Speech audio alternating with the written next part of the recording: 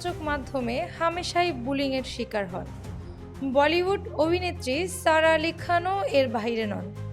তিনি তার ব্যক্তিগত আর পেশাগত জীবন নিয়েই প্রায় বুলিংয়ের মুখোমুখি হন। তবে সারা এখন এসবকে মোটেও পাত্তা দেন না বলে জানিয়েছেন। মুম্বাইয়ের স্থানীয় একটি গণমাধ্যমের অনুষ্ঠানে সারা আলি খান বলেন, প্রথমত আমাকে আমার ধর্মের কারণে বুলিং করা হয়, ধর্ম নিয়ে নানান কথা শুনতে হয়, কিন্তু এমন কথায় এখন আমার কোনো আসে যায় না।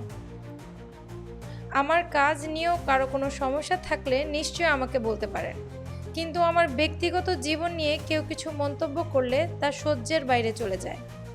বুলিংয়ের সঙ্গে লড়াই করতে আমাকে সবচেয়ে বেশি সাহায্য করেছে মেডিটেশন। মেডিটেশনের মাধ্যমে আমি বুঝতে পারি কোনটি আসল নয়।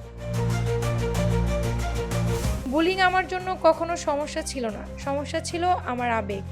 আমি ভাবতাম যে মানুষটা কি ঠিক কথাই বলেছেন। এখন আমি আর এসব ভাবি না। আমি সেরা এ ভাবনা যেমন মাথা থেকে বের করে দিয়েছি, তেমন আমি সবচেয়ে বাজে এ চিন্তাও বের করে দিয়েছি।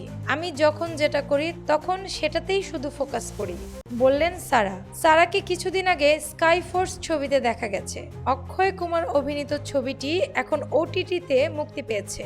এ ছবিতে বীর পাহাড়িয়ার সঙ্গে জুটি বেঁধেছেন সারা।